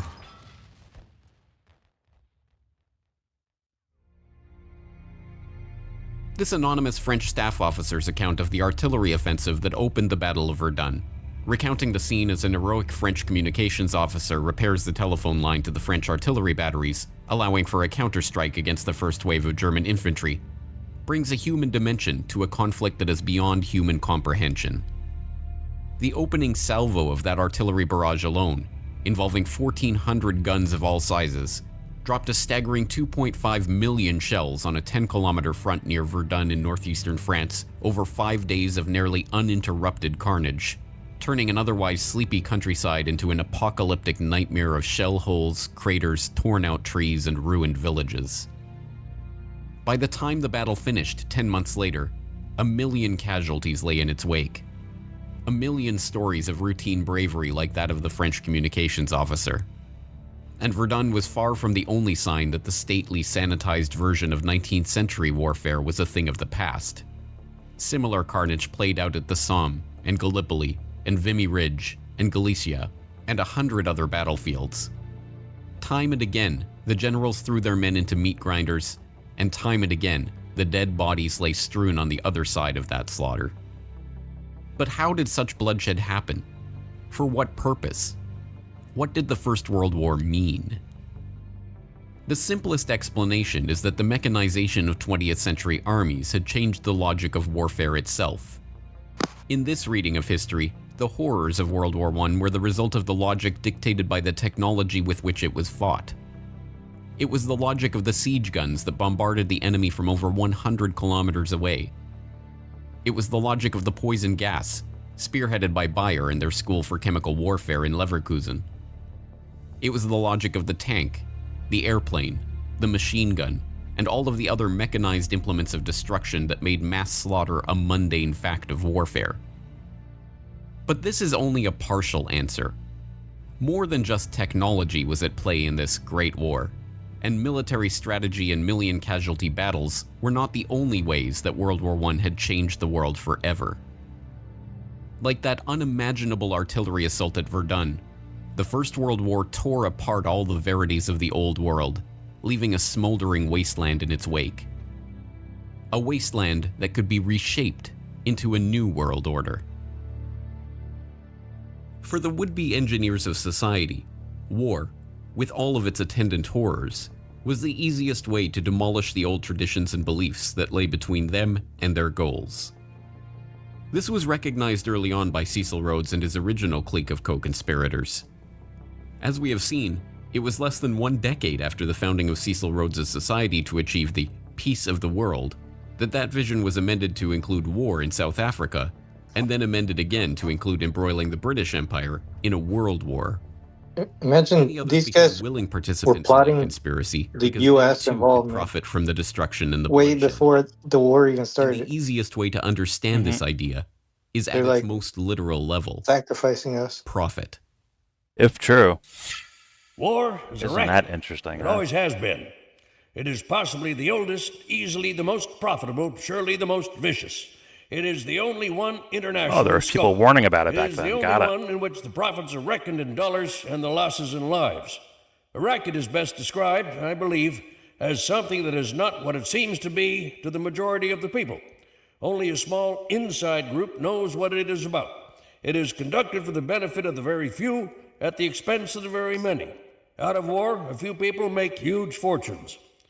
In the World War, a mere handful garnered the profits of the conflict. At least 21,000 new millionaires and billionaires were made in the United States during the World War. That many admitted their huge blood gains on their income tax returns. How many other war millionaires falsified their tax returns? No one knows. Someone should make a movie How about many that of these war alone. millionaires shouldered a rifle? How many of them dug a trench? How many of them knew what it meant to go hungry in a rat-infested dugout? How many of them spent sleepless, frightened nights ducking shells and shrapnel and machine gun bullets? How many of them parried a bayonet thrust or an enemy? How many of them were wounded or killed in battle? As the most decorated Was Marine that in some the peace history guy of the that was United speaking? States at the time of his death, Smedley Military Butler guy. knew of what he spoke. Having seen the most minting of those decorated tens of thousands of new millionaires military and billionaires person in out the of the United blood States of his history. fellow soldiers, his famous rallying Seems cry, like a guy who "War got is a duped, racket," has resonated with the he's- public since he first began, in his own memorable words, realized he got trying duped. to educate the soldiers out of the sucker class. Indeed, the war profiteering on Wall Street started even before America joined the war. Although, as JP Morgan partner Thomas Lamont noted, at the outbreak of the war in Europe, American citizens were urged to remain neutral in action, in word, and even in thought. Our firm had never for one moment been neutral. We didn't know how to be. From the very start, we did everything we could to contribute to the cause of the Allies. Whatever the personal allegiances that may have motivated the bank's directors, this was a policy that was to yield dividends for the Morgan Bank that even the greediest of bankers could scarcely have dreamed of before the war began. John Pierpont Morgan himself died in 1913, before the passage of the Federal Reserve Act he had stewarded into existence, and before the outbreak of war in Europe. But the House of Morgan stood strong, fucking with the walrus, Morgan bro. Bank under the helm of his son, John Pierpont Morgan Jr., maintaining its position as preeminent financier in America. Both locker dwellers. The young Morgan moved quickly to leverage his family's connections with the London banking community, and the Morgan Bank signed its first commercial agreement with the British Army Council in January 1915, just 4 months into the war. That initial contract, a $12 million purchase of horses for the British war effort to be brokered in the US by the House of Morgan, was only the beginning. By the end of the war, the Morgan Bank had brokered $3 billion in transactions for the British military, equal to almost half of all American supplies sold to the Allies in the entire war. Similar arrangements with the French, Russian, Italian, and Canadian governments saw the bank broker billions more in supplies for the Allied war effort. But this game of war financing was not without its risks.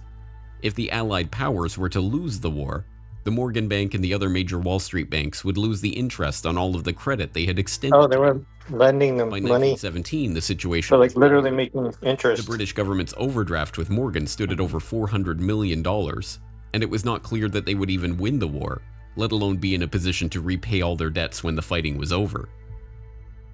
In April 1917, just 8 days after the US declared war on Germany, Congress passed the War Loan Act extending $1 billion in credit to the Allies. The first payment of $200 million went to the British, and the entire amount was immediately handed over to Morgan as partial payment on their debt to the bank. When, a Hate few days later, themselves. $100 million was parceled out to the French government, it too was promptly returned to the Morgan coffers. But the debts continued to mount, and throughout 1917 and 1918, the US Treasury, aided by the Pilgrim Society member and avowed Anglophile Benjamin Strong, president of the newly created Federal Reserve, quietly paid off the Allied powers' war debts to JP Morgan. What I think is interesting is also the banker's viewpoint here. America was so deeply involved in that war, financing. There was so much money which could only really be calling this a repaid conspiracy. as long as Britain and France won. But I mean, had they lost, this is mostly on the American like what we've gotten used stock to. exchange and stock market, Wall Street. Your great industrial giants would have been horrendous. But Corbett doesn't So use America conspiracy was as deeply meaning involved, false. not the people. He says it's a gang of people committing a crime together. Ordinary citizen I think that's how he looks at it. But the financial establishment who had, if you like, treated Yeah, the their entire actual thing as meaning. like a casino and put all the money on one end of the board, and it had to come good for them.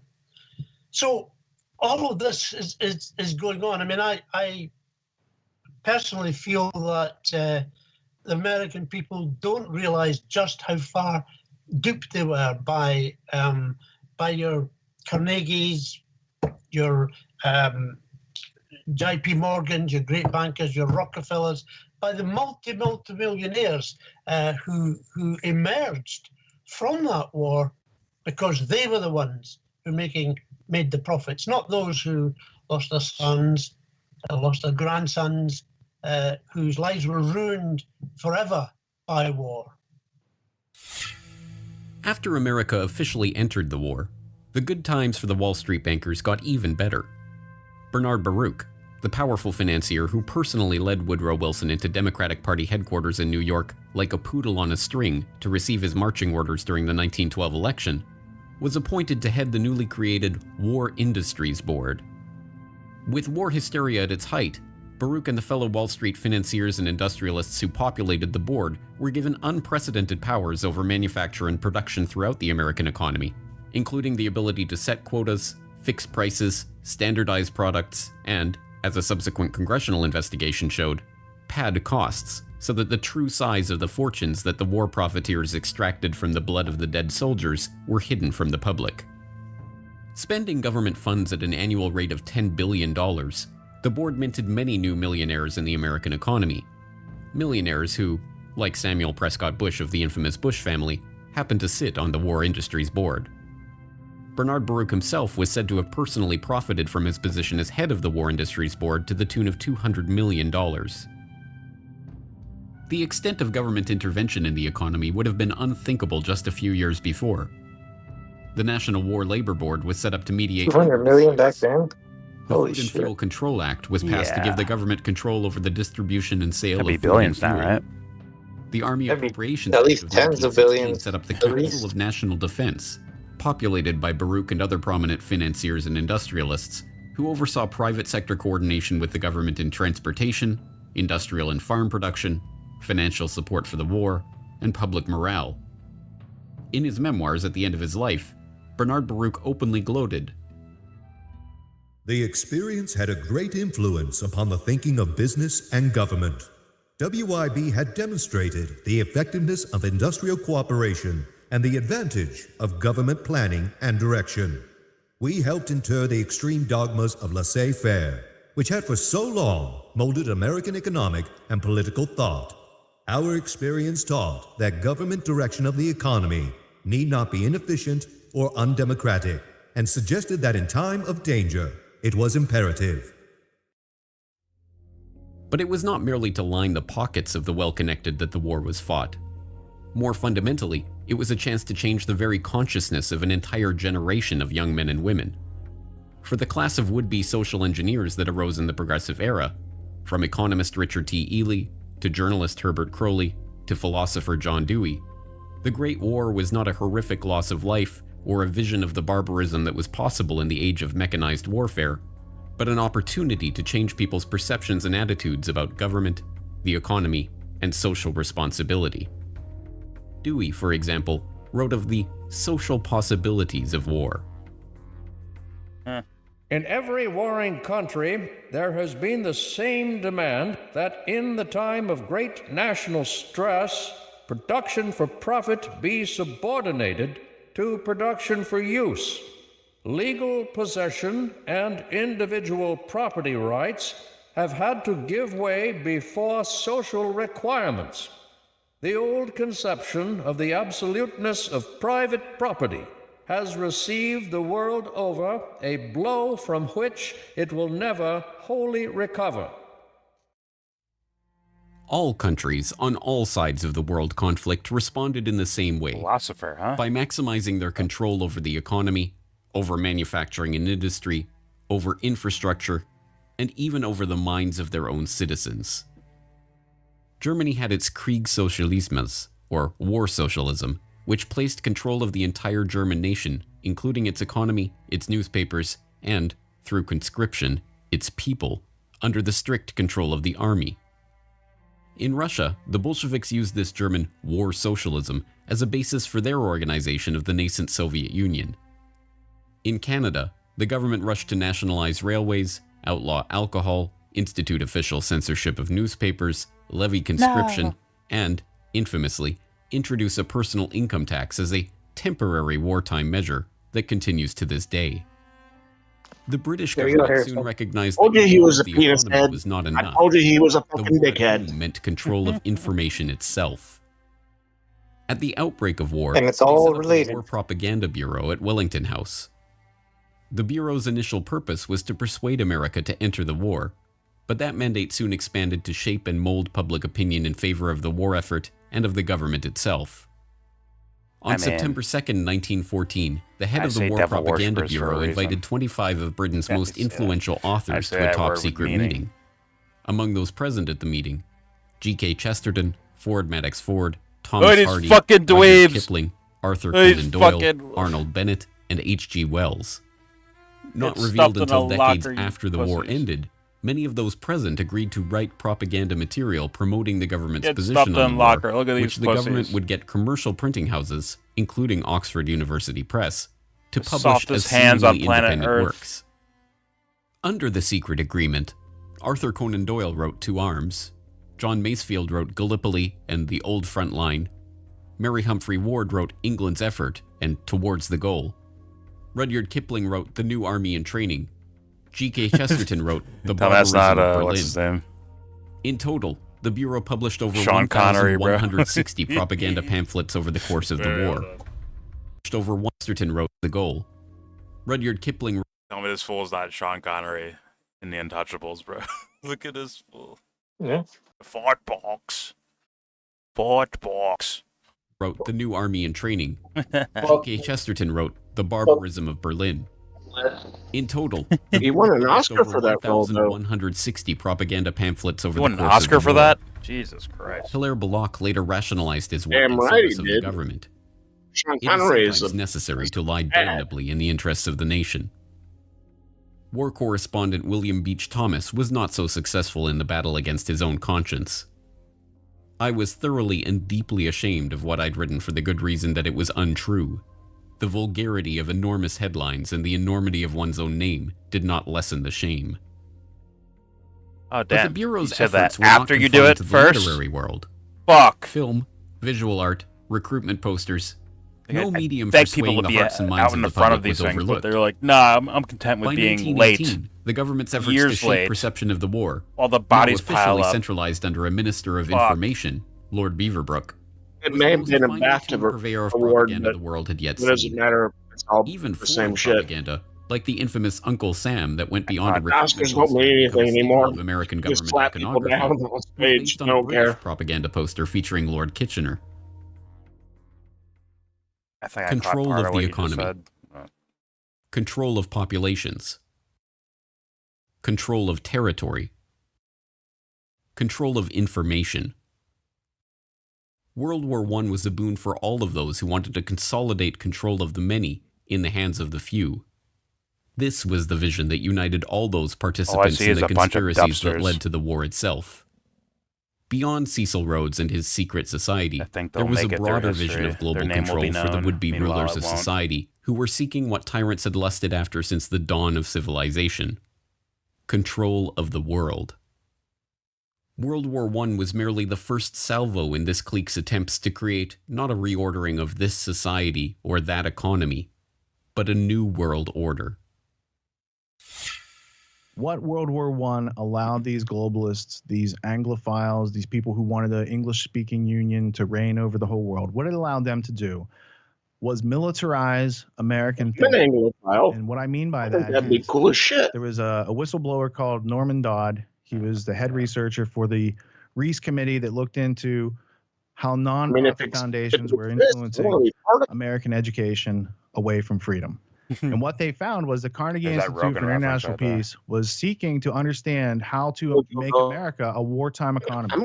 How to take the state apparatus over, how to change the education to get people to continually consume, how to have arms production ramp up.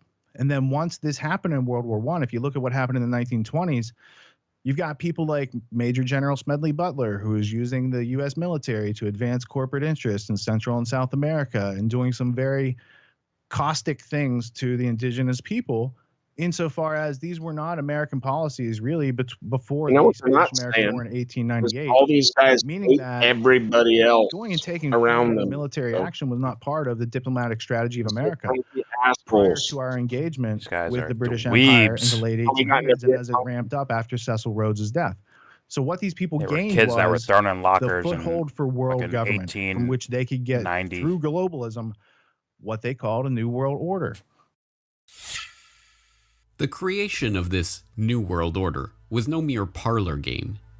It meant a complete redrawing of the map, the collapse of empires and monarchies, the transformation of the political, social, and economic life of entire swaths of the globe. Much of this change was to take place in Paris in 1919 as the victors divvied up the spoils of war. But some of it, like the fall of the Romanovs and the rise of the Bolsheviks in Russia, was to take place during the war itself. In hindsight, the fall of the Russian Empire in the midst of the First World War seems inevitable. Unrest had been in the air since Russia's defeat by the Japanese in 1905, and the ferocity of the fighting on the Eastern Front, coupled with the economic hardship, which hit Russia's overcrowded, overworked urban poor particularly hard, made the country ripe for revolt. That revolt happened during the so-called February Revolution, when Tsar Nicholas was swept from power and a provisional government installed in his place. But that provisional government, which continued to prosecute the war at the behest of its French and British allies, was competing for control of the country with the Petrograd Soviet, a rival power structure set up by the socialists in the Russian capital. The struggle for control between the two bodies led to riots, England let his cousin just get and ultimately battles in the shot. street. Russia in the spring of 1917 was a powder keg waiting to explode. And in April of that year, two matches, one called Vladimir Lenin and one called Leon Trotsky, were thrown directly into that powder keg by both sides of the Great dwellers. War. Vladimir Lenin, a Russian communist revolutionary who had been living in political exile in Switzerland, saw in the February Revolution his chance to push through a Marxist revolution in his homeland. But although for the first time in decades his return to that homeland was politically possible, the war made the journey itself an impossibility.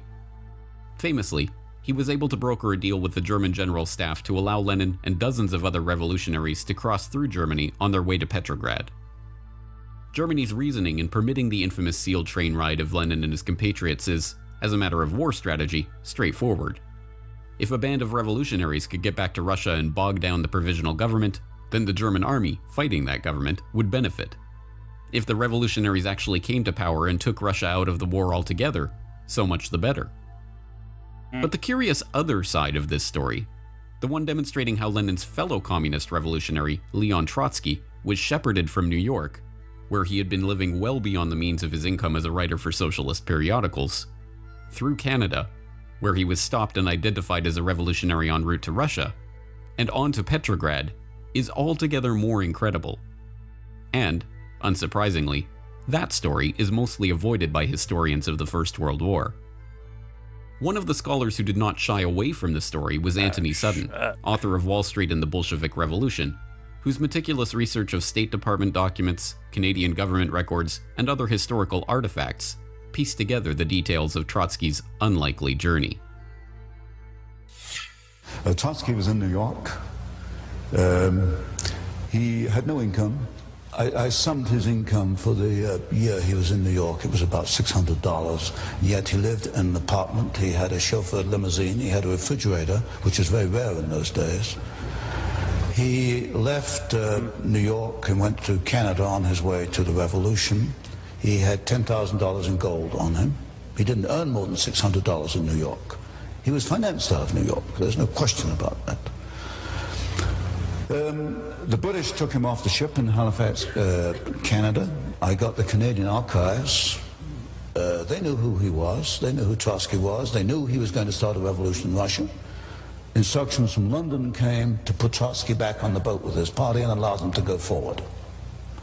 So there is no question that Woodrow Wilson, who issued the passport for Trotsky, and the New York financiers who financed Trotsky, and the British Foreign Office allowed Trotsky to perform his part in the revolution. After succeeding in pushing through the Bolshevik Revolution in November I of thought you were 1917, against the communists. one of Trotsky's first acts in his new position as People's Commissar for Foreign Affairs was to publish the secret treaties and understandings that Russia had signed with France and Britain. Like us. These documents revealed the secret negotiations in which the My Entente bad. powers had I also agreed to thought we were carve out against the the colonial terrorists. world after the war. Syria. The stash of documents included agreements on the partition of Asiatic Turkey, creating the modern Middle East out of the remnants of the Ottoman Empire. They're locker dwellers. The treaty with Italy, promising conquered territory to the Italian government in exchange for their military aid in the campaign against Austria-Hungary. Rest of us would eat shit, right? A treaty if we try to go to Russia redrawing the frontiers of New Germany, York, promising France its get long-held arrested wish of and shit on. reacquiring Alsace-Lorraine and recognizing Russia's complete liberty in establishing her western frontiers. Diplomatic documents relating to Japan's own territorial aspirations, and a host of other treaties, agreements, and negotiations. One of these agreements, the Sykes-Picot Agreement between Britain and France, which was signed in May 1916, has grown in infamy over the decades. The agreement divided modern-day Turkey, Jordan, Iraq, Syria, and Lebanon among the Triple Entente, and although the revelation of the agreement caused much embarrassment for the British and the French and forced them to publicly back away from the Sykes-Picot map, served as the basis for some of the arbitrary lines on the map of the modern-day Middle East, including the border between Syria and Iraq. In recent years, ISIS has claimed that part of their mission is to put the final nail in the coffin of the Sykes-Picot conspiracy. Other territorial conspiracies, like the Balfour Declaration, signed by Arthur Balfour, then acting as Foreign Secretary for the British government, and addressed to Lord Walter Rothschild, one of the co-conspirators in Cecil Rhodes' original secret society, are less well known today. The Balfour Declaration also played an important role in shaping the modern world by announcing British support for the establishment of a Jewish homeland in Palestine, which was not under British mandate at the time. Even less well known is that the document did not originate from Balfour, but from Lord Rothschild himself, and was sent to fellow Round Table conspirator Alfred Milner for revision before being delivered. So this was he's known as Lord Walter Rothschild, and professionally he's a zoologist. He inherits a lot of wealth in a very high status family. He pursues his art and his science and his scientific theories and research. But he has zoological museums, and he's collecting specimens. And he's famously the Rothschild that's riding the giant tortoise and leading him around with a piece of lettuce on his stick. And there's a piece of lettuce hanging out of the tortoise's mouth. And I've always used that. Here's the metaphor for the bankers. Like, they're leading people around with stimulus response. This tortoise can't ask questions. It can't question its obedience. So that's Lord Walter Rothschild. Why is he important? Well, he and his family are some of the early financiers and backers of Cecil Rhodes and promoters of his last will and testament. And in the question of America being brought back into the British Empire, there are newspaper articles. There's one in 1902 where Lord Rothschild is saying, this would be a good thing to have America back in the British Empire. He's also the Lord Rothschild to whom the Balfour Declaration is addressed. So in 1917, there's an agreement, a letter of agreement sent from the British government from Arthur Balfour to Lord Rothschild. Now, Lord Rothschild and Arthur Balfour, they know each other. They have a long history together. And there's a lot of Fabian socialists in this whole story of what led up to World War I. Specifically with Balfour, he's acting as an agent of the British government saying, we're going to give away this land that's not really ours, and we're going to give it to you guys and your group. The problem is the British had also promised that same land to the Arabs. So now the Balfour Declaration is going against some of the foreign policy plans that they've already promised to these other countries. The other interesting thing about the Balfour Declaration is it just had its 100th anniversary. So they last year had a site that had the whole history of the Balfour Declaration. You could see the originals from Lord Rothschild and going to Lord Milner for changes and coming through Arthur Balfour, and then being sent back as an official letter from the monarchy, basically. So that's interesting. But there's also interviews where the current Lord Rothschild, Lord Jacob Rothschild, comments on his ancestors' history and how they brought about the Jewish state in 1947-48 because of the Balfour Declaration. So there's a lot of history to unpack there. But most people, again, they're not aware of the document, let alone the very interesting history behind it, let alone what that really means in the bigger story. Over 2 decades after Cecil Rhodes launched the secret society that would engineer this so-called Great War, the likes of Alfred Milner and Walter Rothschild were still at it, conspiring to use the war they had brought about to further their own geopolitical agenda. But by the time of the armistice in November 1918, that group of conspirators had greatly expanded, and the scale of their agenda had grown along with it. This was no small circle of friends who had embroiled the world in the first truly global war, but a loosely knit network of overlapping interests, separated by oceans and united in a shared vision for a new world order. Milner, Rothschild, Gray, Wilson, House, Morgan, Baruch, and literally scores of others had each had their part to play in this story. Some were witting conspirators, others merely seeking to maximize the opportunities that war afforded them to reach their own political and financial ends. But to the extent that those behind the World War I conspiracy shared a vision, it was the same desire that had motivated men throughout history: the chance to reshape the world in their own image. Just tell us all over again why. Why? Just you tell won't it find this in the textbooks. Why is to bring about, I suspect, a plan to control world society in which you and I won't find the freedoms to believe and think and do as we believe. And war is an instrument of massive change. We know that. It is an instrument of massive change, in particular for those who are defeated. In a war where everyone is defeated, then it's simply an element of massive change. And that's a very deep, thought-provoking concept, that if everyone loses, or if everyone except us, depending on who the us are, loses, then we are going to be in a position to reconstruct in our image. Altogether in the war, who knows, some 10 or 12 million people died. People experienced things both in combat, and the people back home understanding what was happening, that dazed them, that stunned them. You know, it's almost as if for a few generations the peoples of Europe had been increased, sort of like a flock of sheep by their shepherds, okay? Through industrialization, through the spread of liberal ideas and institutions, through the decrease of infant mortality, the raising of standards of living, the population of Europe was enormously greater than it had ever been before. And now the time came to slaughter some part of the sheep for the purposes of the ones who were in control.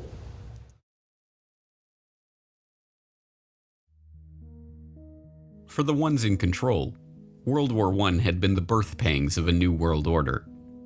And now, the midwives of this monstrosity flocked towards Paris to take part in its delivery. What's up? So can you still hear the lambs, The end Clarice? of the beginning. The sheep. All over the world, on November 11th, 1918, people were celebrating, dancing in the streets, drinking champagne, hailing the armistice that meant the end of the war. But at the front, there was no celebration. Many soldiers believed the armistice only a temporary measure and that the war would soon go on. As night came, the quietness, unearthly in its penetration, began to eat into their souls. The men sat around log fires, the first they'd ever had at the front. Motherfuckers will never know. That there were no enemy batteries spying on them from the next hill. People will never know. No German bombing planes approaching to blast them out of existence.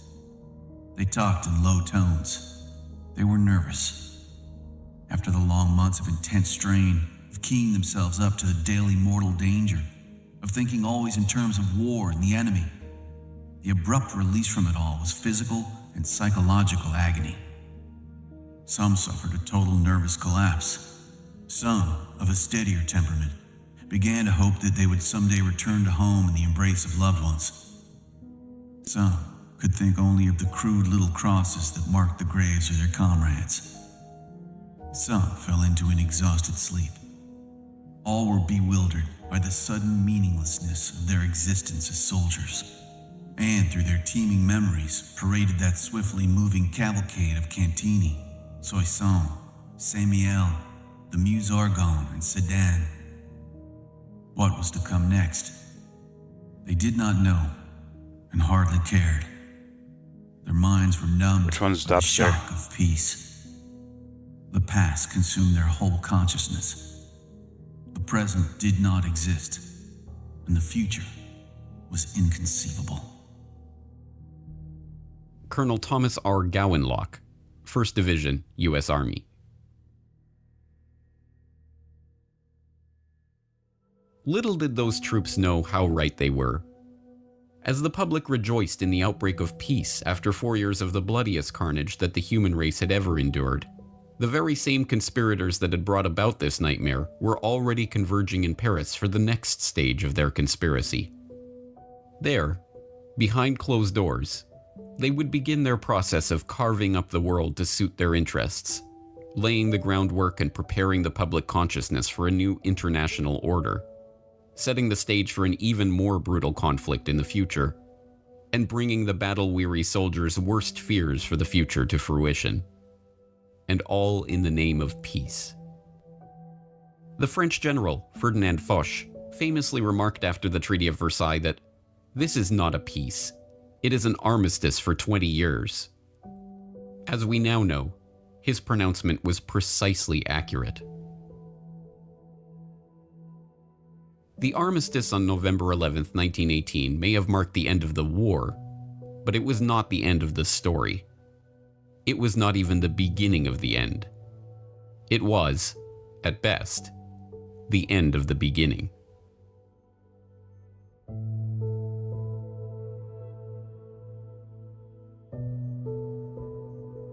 God dang.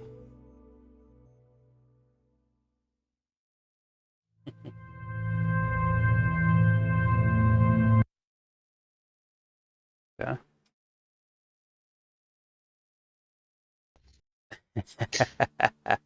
Yeah, but still today, at the you have to give 30% of your income to the government.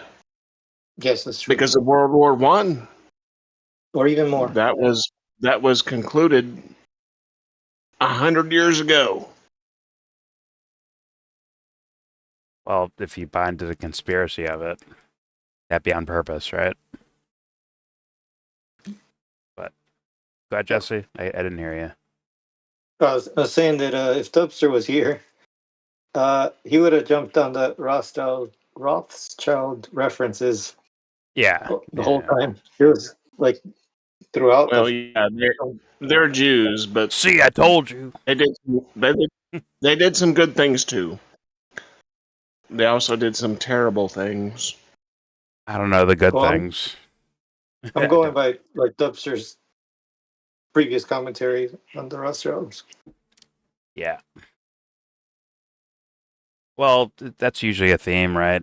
With certain people, is that somehow the person you like more got tricked into something by someone else. Meanwhile, they could just be simply co-conspirators, like in actuality.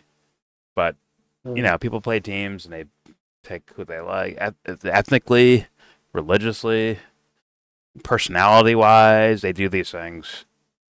Not to say that Depster really believes in that anymore. He'll never admit it, but let's be real. The Yelbro effect has taken hold of this fool. It's been wrecked too many times. He knows. Anyways, James Corbett, World War I conspiracy documentary. I will link it. Hopefully it stays on YouTube. It seems like it's stuck this long. Not that I'm going to make it famous or anything. I'm just saying. But a worthy watch.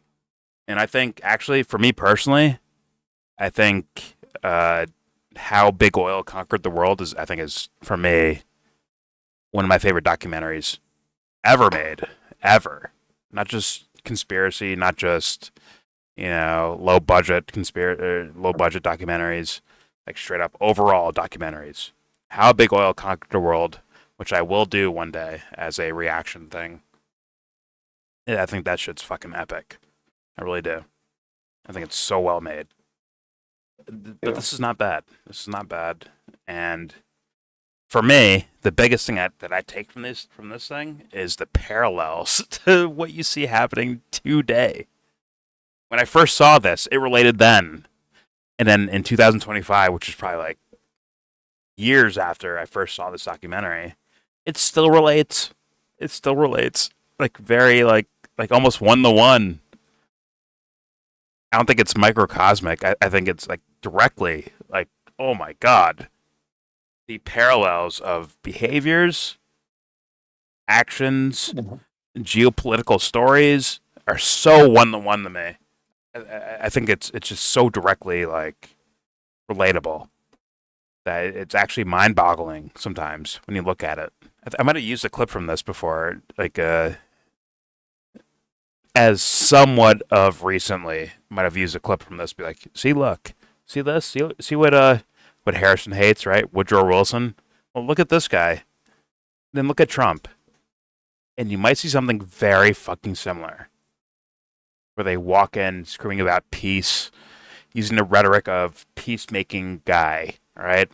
But in reality, it all leads to something horrific as a result. So I think on every level, it's so relatable to just people's behavior that we see today. This is not some ancient shit that doesn't apply now. It does. It very much applies. As far as, for me, what I focus more so on, which is like psychology, right? And like the behavior and the way people move around in the world. This relates so directly 1-to-1 that it's actually uncanny the way it does. For me at least. I won't speak for anyone else, but for me, I see the psychological phenomena of it is so fucking direct. If I'm going off of Corbett's assessment of things, right? I don't know enough about this time period, maybe the way Corbett does, but in modern day, I feel like I know enough to where I could be like, yeah, that phenomenon that you're seeing here in fucking 1914 or some shit like that, right? Or 1902. I feel like I can like actually draw it directly to behavior I'm seeing in 2025, like very clearly too. And it's I guess that's partially scary of a phenomenon, but for me, it's not controversial at all. But it is what it is. Yeah, go ahead. Anyone? Yeah, I was watching this from two perspectives, from a history perspective and also from actually the way it was put together as film as well. And and then there's this thing about the text that came up before the movie, Yeah. during the movie, in the documentary also, and and Harris also brought it up. So just I think it's worth addressing because and the reason I'll address it is because it's actually tied to what happened, right? Like if there was no um, conspiracy or people orchestrated things, like would you lend out the money if there was no way to recover it? So how do you set this whole thing up, right? And and right now, what I'm observing is that our military budget not only has it increased by like 100, what is it, $100 billion in this year, but it's triple the budget it was like 20 years ago when we did. You got to add inflation in there. As far you got to add Yeah, inflation in, it's probably more than there's tripled, inflation. right?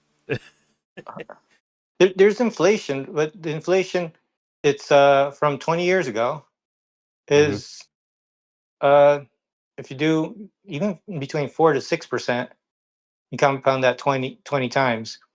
There's that would be roughly double, like half the value, or maybe even triple the value. But Okay, from the uh, 80s. but Okay. like Yeah. our money, yeah, like it's definitely in excess of inflation, right? Like we just keep growing. Yeah.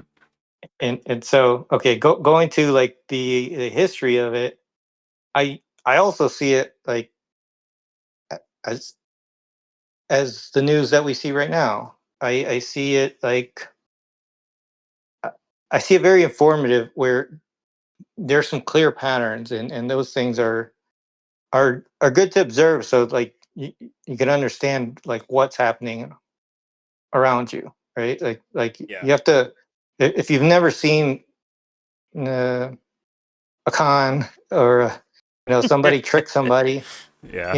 there's different techniques, and if you haven't seen something, it's easy to like overlook it and just see nothing. But when you see more of them, then it's useful to not be uh, fooled again, fooled twice. Yeah. So and then on the film aspect, all I just wanted to bring up was, especially as it was coming to a close, I was really getting a sense of like this is very researched, like this whole thing's took Corbett. He's very thorough in how he puts it together, I but agree. he also structures it in a way that when we watch films, a lot of times we're like, hey, why'd they throw in this whole section of like that's filler, or this isn't really related to to the main point. Yeah. Like there's all of these things that like or they're not really developing something like a character or something, and like why would we care about it? Where here it's assembled in a way which we desire very often in a film, right? Like do you know how to tell us the story or not? Yep. And I just wanted to bring that point up about it because I was kind of impressed with it, with the assembling of the information. Oh yeah. I mean, Corbett's a writer. Like he, uh, as much as he does dive into news stories and politics and all that stuff, if I had to guess what his actual true passion is, it's probably writing. Like actually, I can't say whether it's fiction or nonfiction of what his choice would be, but the idea of like kind of artistically expressing something, I think, is part of the Corbett hysteria, if you will. I think that's part of like what he does for with what he does. I think that's heavily a part of it. It isn't just you know strictly factoids, right? And you could tell he's, if I had to guess, he's watched a decent amount of Ken Wilber, not Ken Wilber, Jesus Christ, Ken fucking Jesus Christ, not Wilber. What's his fucking name? Ken Burns. If I had to guess, he watched a decent amount of Ken Burns documentaries with with his style of this documentary and How Big Oil Conquered the World. Like same thing there. So he has like which requires like a artistic like bent or look at something. So go ahead, Anthony, if you want to say something. Oh no, I was going to say Ken Burns. Ken Burns, yeah. Who's Ken Wilber? Who is that? I'm not sure. I think that's a woo-woo guy I heard before. Possibly. But, yeah. I mean, for me, information-wise, in the documentary, the thing that, like, really... I like looking at dumb guy logic shit.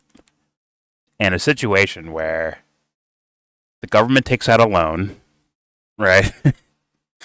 to fund their war efforts, right?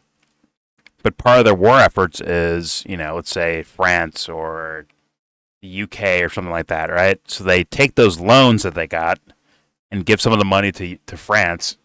Then France pays it back to someone like Carnegie or something like that to buy resources from them, which means it comes back to America, but not actually to America. It comes back to individuals within America. Like, nothing, like, that to me is just, like, dumb guy fucking logic of a fucking scheme where you're getting fucking played. Straight up. I said that during the housing bubble, right? Where there's all this financial malfeasance, right? And let's say someone like UBS, right? And they get in trouble, right? But they also get bailed out, right? So the government gives them money, and they use that money to pay off the fines for their malfeasance.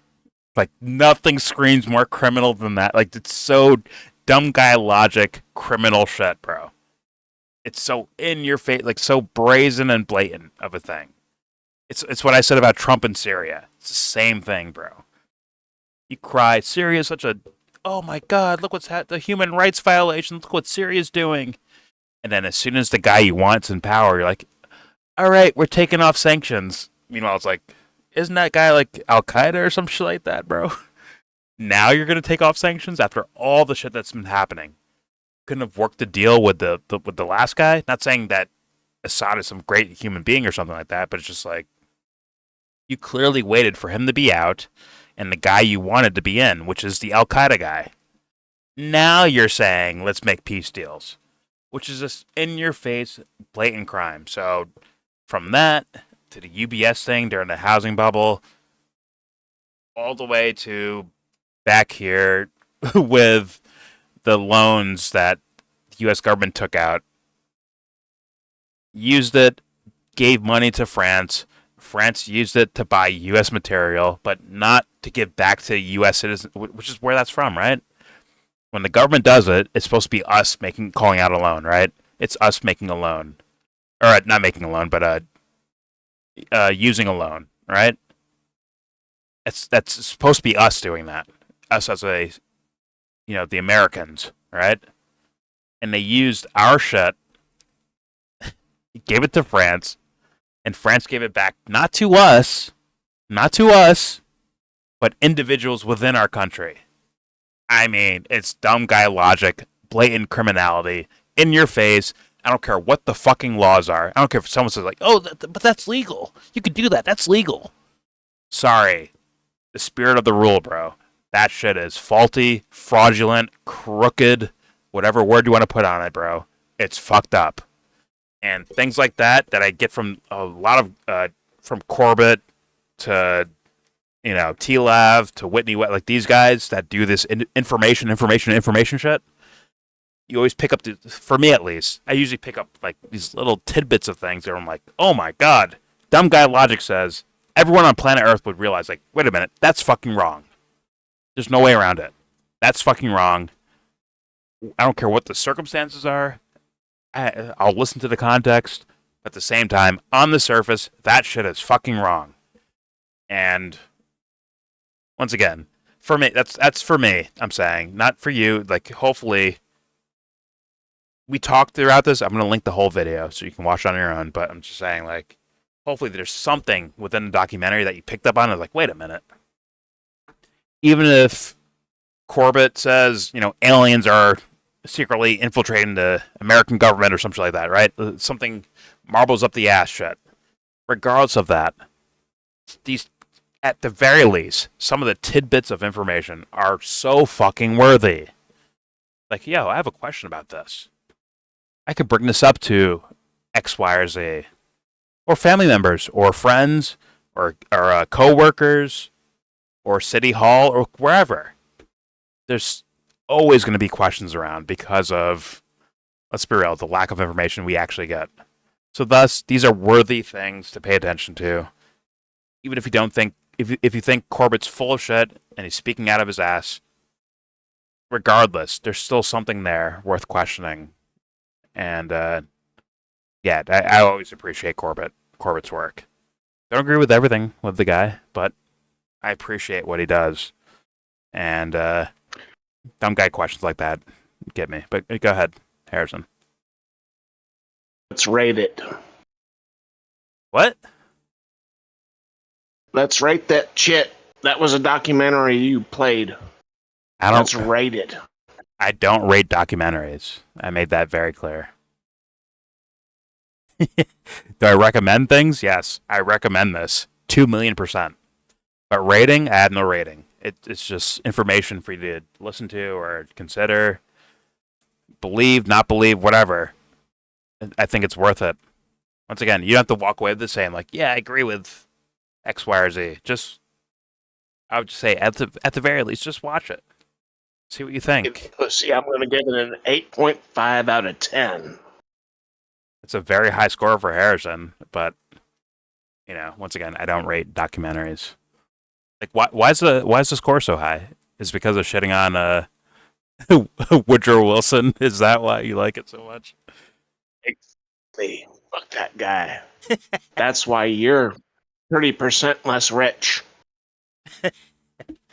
Fair enough. Fair enough.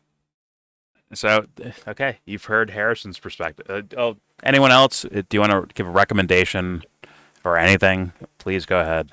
Harrison, if you got more, please tell the world. Tell all 40 viewers of mine what you think. If you want to, No. You have more viewers than that. They're just... Definitely recommend. They're trying to spawn. They're waiting for the check to clear before my web bots show up and fucking boost my channel. So yo, make sure the check clears first. Anyways, all right. There's your full-blown watch-along reaction to the World War I conspiracy from James Corbett. The channel I think I watched this on was the Corbett Report Extras, which didn't get nuked. His main channel got nuked by YouTube. Of course, no one cares about that. They care more about Candace Owens not getting monetized or something like that, or Jimmy Dore not getting monetized. But Corbett had his actual channel like nuked from YouTube. Just saying. Or Ryan Dawson, or people like that have had their channels straight up like gone, disappeared. Granted, no one cares about them, so I understand. It is what it is. But yeah, a worthy documentary from 2018, well made in my opinion. And oh, sorry, Yellow Brick Road. I forgot about that. Hey, please subscribe if you like. Comment, agree, disagree. Tell me what you think. If you have counter information or information that gives further context to a certain scenario, or anything you like or dislike about the documentary or about our commentary, please throw it in the comment section. Please do that. I want stuff. I want to hear stuff like that. Like, what do you guys think? Actually, don't forget to share, support, hopefully donate to all the links in the description box. Check them out, read them, share them, then donate. Thank you. And with all that said, give this Memorial Day video a thumbs down.